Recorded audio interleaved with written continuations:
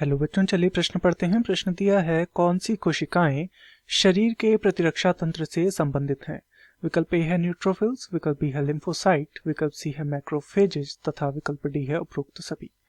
तो इस प्रश्न में हमसे शरीर के प्रतिरक्षा तंत्र के विषय में पूछा गया है, अर्थात इस प्रश्न की जो मुख्य अवधारणा है, मुख्य अवधारणा जो इस प्रश्न की है वह किस विषय में है, वह है प्रतिरक्षा तंत्र के विषय में, तथा हमें यहाँ पर प्रतिरक्षा तंत्र से संबंधित जो कोशिकाएं हैं उनके विषय में हमें बताना है। तो चलिए हम सबसे पहले प्रतिरक्षा तंत्र को समझते हैं कि प्रतिरक्षा तंत्र क्या होता है। तो प्रतिरक्षा तंत्र शरीर में उपस्थित एक ऐसा तंत्र है, शरीर का एक ऐसा तंत्र है जो शरीर की बाह्य कारकों से रक्षा करने का कार्य करता है। शरीर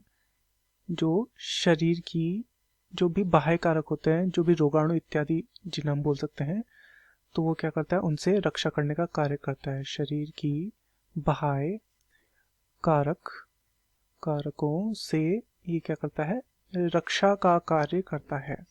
इसे प्रतिरक्षा तंत्र कहा जाता है। तथा यह जो रक्षा का कार्य करता है, यह विभिन्न कोशिकाओं के माध्यम से इस रक्षा के कार्य को संपादित करता है। विभिन्न कोशिका के माध्यम से यह क्या करता है, इस शरीर की रक्षा करने में सक्षम हो पाता है। उदाहरण के लिए यदि हम देखें तो यहाँ पर हम लेते हैं न्यूट्रोफिल्स जैसी की कोशिकाएं होती हैं।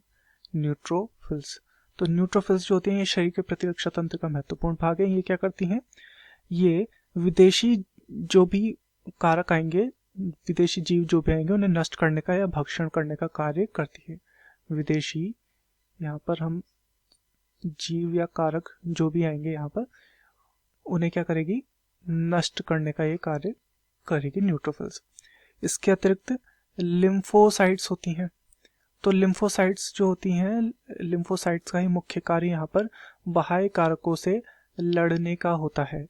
तो ये जो लड़ने का कार्य है, ये लिम्फोसाइट्स का होता है, खास तौर से टी लिम्फोसाइट का होता है। इसके दो प्रकार यहाँ पर हमें देखने को मिलते हैं, एक होता है बी लिम्फोसाइट और दूसरा होता है टी लिम्फोसाइट। तो ये भी क्या करते हैं, ये भी प्रतिरक्षा में अपनी महत्वपूर्ण भूमिका निभाते हैं। इसके अतिरिक्त यहाँ पर होता है मैक्रोफेजेस।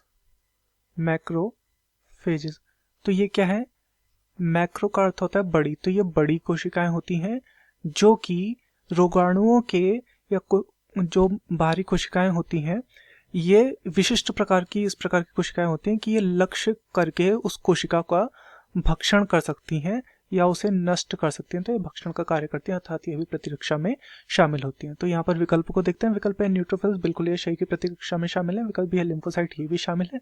तथा विकल्प डी है मैक्रोफेजेस, ये भी शामिल है। तथा विकल्प डी है उपरोक्त सभी। तो ये बिल्कुल हमारा सही उत्तर होगा, क्योंकि इसके अंतर्गत ये सभी तीनों विकल्प सम्मिलित हैं। तो दिए गए प्रश्न का सही उत्तर होगा विकल्प डी, उपरोक्त सभी। मैं आशा करता हूँ आपकी यह समझ में आया होगा। धन्यवाद।